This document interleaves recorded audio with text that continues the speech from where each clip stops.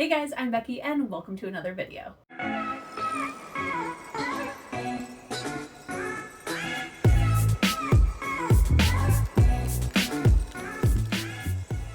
Today I am doing my top 10 of 2024. I do have one honorable mention as well, so let's just go ahead and dive into it. So we're going to start with our honorable mention, if you will, and then go from 10 to my number 1 of the year. So the honorable mention is Assistant to the Villain by Nicole Maehrer, I believe is how you say her last name. I am unsure if this book is supposed to be on the top 10 or if it should be the honorable mention. So we're just going to leave it how it is right now because I'm not sure. I loved this book, but I don't know if it does actually deserve to be in the top 10 because it wasn't perfect, but it really just opened my eyes to a new genre that I would like to try. So this book is about a girl who is looking for a job. She stumbles across her kingdom's villain, and that's literally what he's called, is the villain, and she ends up helping him. And reluctantly, he offers her a job as his assistant. He is very much grumpy. She is very much sunshine roses. And they kind of have this attraction, but it kind of feels one-sided on her end. And she desperately needs a job. So it kind of follows like the hijinks of having this guy who's literally murdering people. Like there's one day where she walks into the office and sees all these like beheaded bodies. Or no, I think it's just heads hanging from the ceiling. And she's like, oh, the last time he was this mad, I accidentally stepped on an eyeball and it was squishy and disgusting. So it's like very humorous and lighthearted. It does not take itself seriously at all.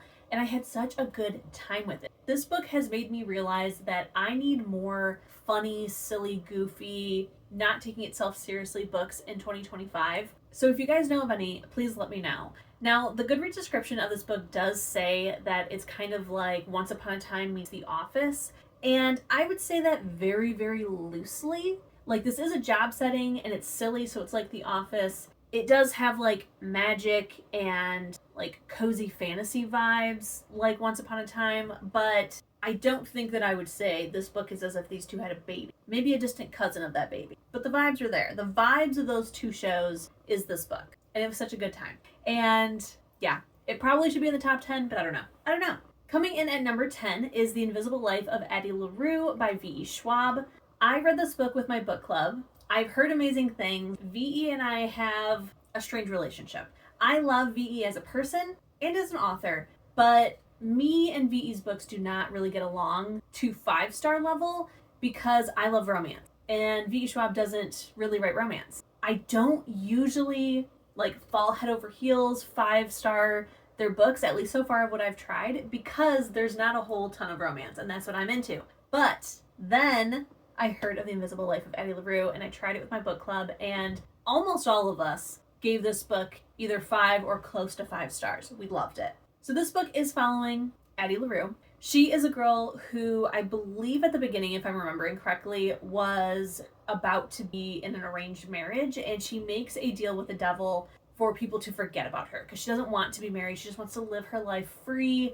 And unfortunately, deals with the devil aren't exactly what you always sign up for. So everyone forgets her as soon as she's out of their eyesight. And this creates a lot of issues for Addie because obviously her parents no longer remember her. Once someone meets her, they remember her for that interaction. They don't remember the past or anything. And then as soon as she is out of their sight, she's gone again. So it's following her over, I think it's like 300 years at this point. Addie has been alive and is being forgotten. And so it kind of follows her through different events in history of the different things that have happened to her. And then it comes to present day where we have this guy who does remember her and kind of like what that means or could mean and things like that. While it does have a romance, it is not really the focal point, and it's not a happy-go-lucky romance kind of book. Like, this is a deep, powerful, makes you think kind of book. It's perfect for a book club, and I just loved it. I found this book to be something that is probably going to stick with me, something that was very, like, kind of like lyrical and flowery, and if that's your thing, then I think you will really like this. If that's your thing, you've probably already read it, but if you are still somebody who's kind of thinking about it, but maybe has the same relationship with V.E. as I do, I say just go ahead and check it out. Coming in at number 9 is The Night Ends with Fire by K.X. Song.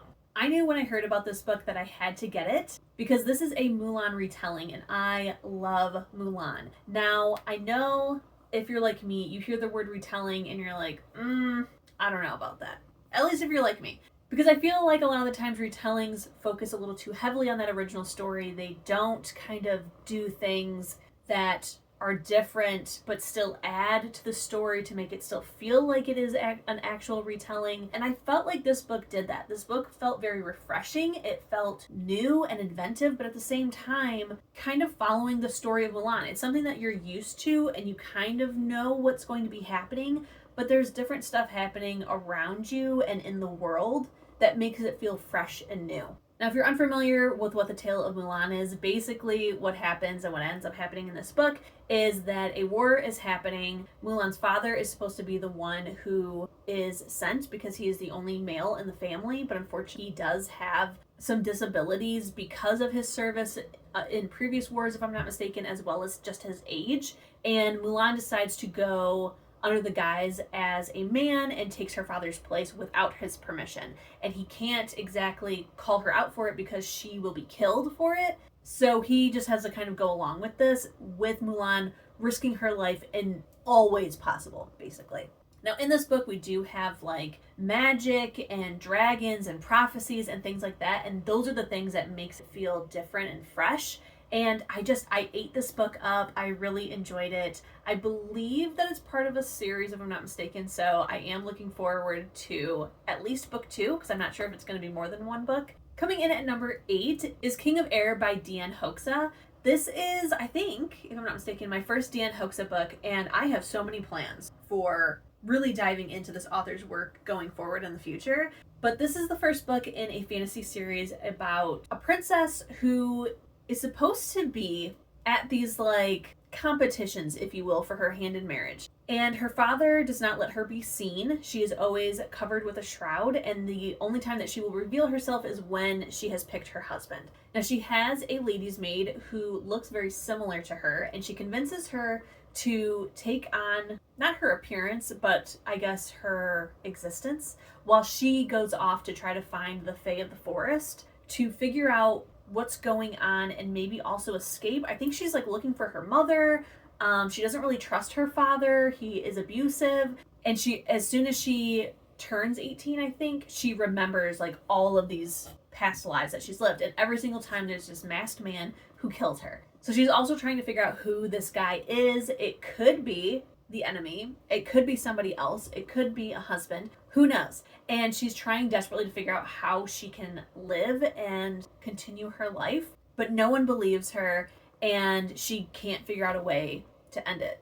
Unfortunately, she gets kidnapped when she runs away, and it's by her father's enemy, and we get an enemies to lovers kind of romance. Now, this book does end in a cliffhanger, but I feel like the whole book just really had me at the edge of my seat. Like, it was so interesting, but at the same time comfortable. It didn't feel like the world was some sort of like wild thing that's happening where there's like all these different names and places and magic systems. Like, it felt very easy to fall into. So it is very interesting. I do not get the answers in book 1, but I just loved it. It was also like very beautiful visually, and I cannot wait to continue on. Coming in at number 7 is Space for Love by Emily Antoinette. This book follows a human who does space travel. Like, that is something that is normal. And she has decided to take a kind of, I don't know if it's permanent, it possibly might be, but this new position where she's going to be stationary on this new planet. Her team is not going to be with her or anyone she knows, but she kind of wants a new start. I believe that there was like, I don't know if it was a rough breakup or just a breakup, but she's basically just trying to find herself, and she goes to this alien planet. This planet is very diverse in the different kinds of alien species that it houses, and she's trying to find herself, make friends, and maybe a new relationship. Now, there's a guy that works with her who is one of like the hideous aliens, if you will.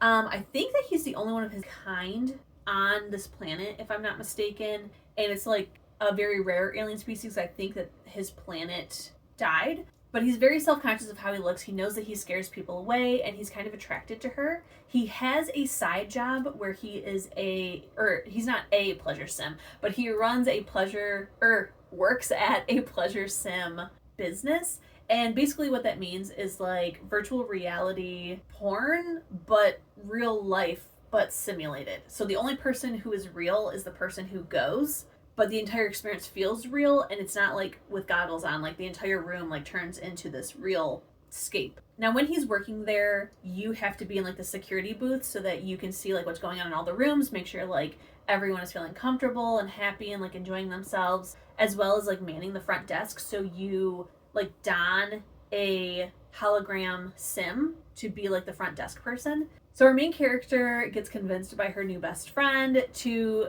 go and experience this. She has no idea what she has signed up for, by the way. She is just given this token and is told to go. So she's like, whatever, let's just try it out. So she goes. She's not really sure what exactly it is. She asks for, I think, what her friend told her to say, and it's like this wild thing that she's like kind of not really into, if I'm not mistaken. But they are like chatting and stuff before, so they kind of start to get this attraction. She keeps coming back, and they end up doing scenes together, but with his hologram. So the book is basically about like these two people who wouldn't normally get together under normal circumstances, the insecurities of our male main character because he feels like he's not worthy of love or attractive enough.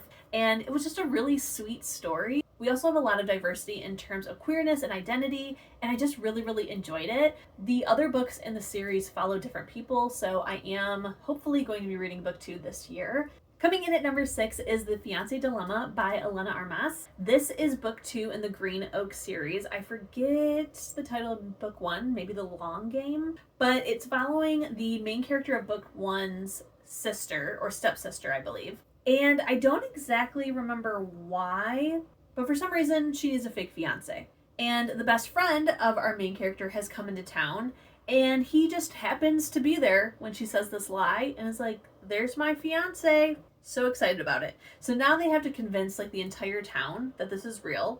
And again, I'm not exactly remembering why, but any sort of fake dating, fake romance is always such a good time, and I really love this. I love Elena Armas' writing. I think her romances are really good. They're very believable.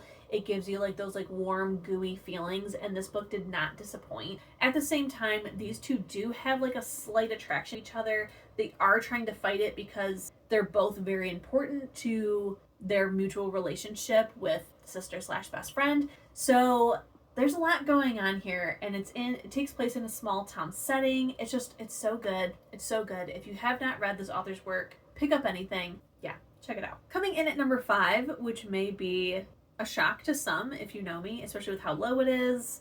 I even considered not having it on here at all. I know. That book is House of Flame and Shadow by Sarah J. Maas. I know.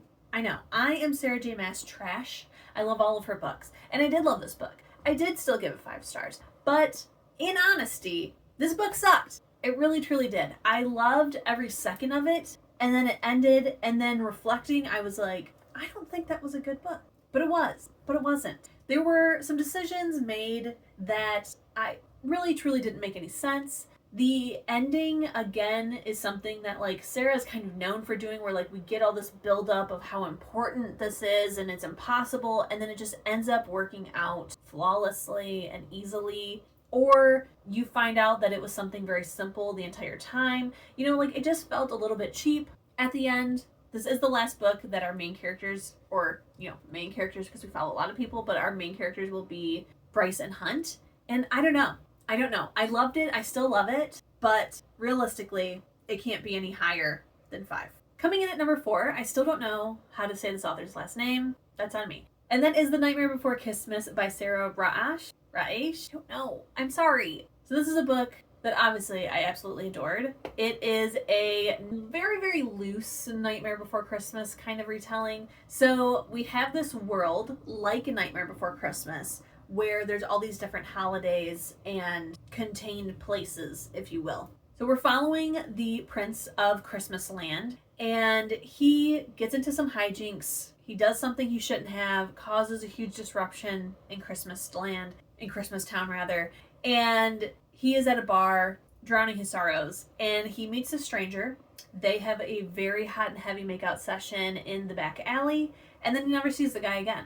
Now fast forward, his father has announced that he has arranged a marriage for the Prince of Christmas Land to marry his best friend, the Princess of Easter. Now, this is not something that they want. They do not have an attraction together, but it's all for political gain. And they don't really know what they're going to do. Possibly just go along with it. But then the king of Halloween Town shows up, and he's like, that's not fair. That is a huge ally, and we should have a competition to fight for her hand. I want my son in the ring, the Prince of Christmas Town. And who is the Prince of Christmas? No, the Prince of Halloween Town. And who is the Prince of Halloween but the guy he made out with in the alley? Yes. So now they have to have this competition that neither of them wants to be a part of for the hand of the Easter princess, while also hiding the fact that they know each other and their attraction to each other. It was lovely. I loved every second of it. I wouldn't change a single thing about this book. There was dirty texting. It was so good. It was basically if like Red, White, and Royal Blue met Nightmare Before Christmas. And that's all I could ask for in a book. I was very worried that my expectations were going to be way too high for this because these are like my favorite thing. But all my expectations were met, if not exceeded. Like I went in being like, don't get too excited. This could be bad. But it was great. It was absolutely great. And it is part of a series. I do have book 2 already. I got an advanced reader copy. We are going to be following the spare, if you will, of Christmas Land. And he is going to be going after somebody who is stealing the spirit of Christmas. I believe is kind of like the currency, if you will, to like power the towns and power the holidays. Somebody is stealing the spirit, and it might be the Prince of St. Patrick's Day, who he hates. So I'm excited. I'm very excited. Coming in at number 3, we have Bride by Ali Hazelwood. This is my first Ali Hazelwood book, and I devoured it. I cannot wait for book 2 to come out next month. I am so freaking excited.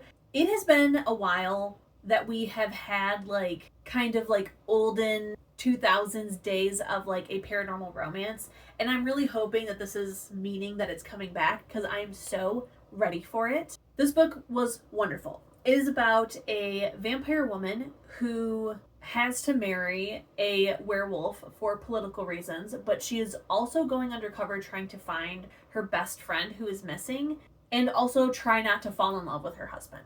Like, what more can I tell you? There's corruption, there is political intrigue, there is romance, there is paranormals. It was everything. Now, I will warn you, it was shocking for most, and even for me, but it was done tastefully. I know you might not think it could be done. This book proved that nodding can be done tastefully. So just know that going in, I know it's not for everybody, but it is going to happen in this book.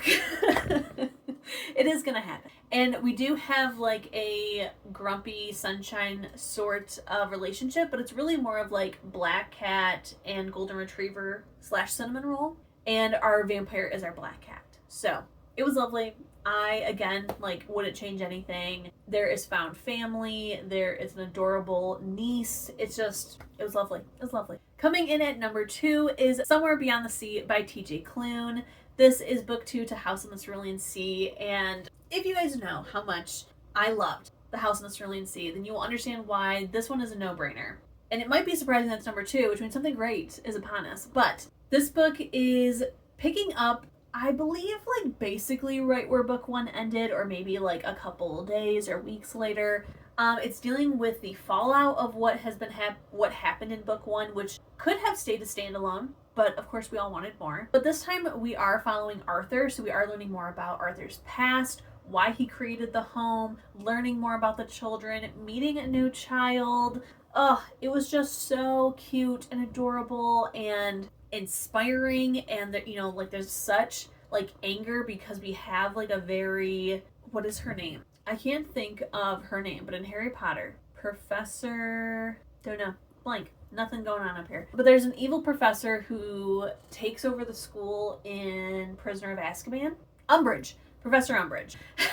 There is a Umbridge-esque character in this book who is trying to take the children away from Linus and Arthur.